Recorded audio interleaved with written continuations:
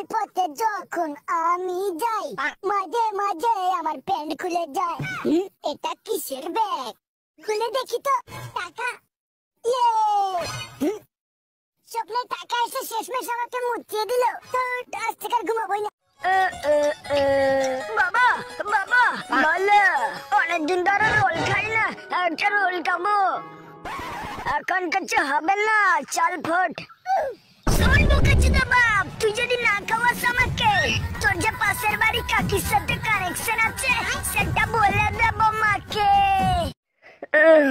1 2 3 4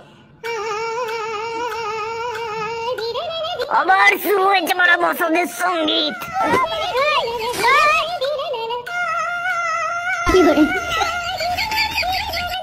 তবে রে বাবা, মশার বংশ আজকে পদ মেরে ধ্বংস করবো।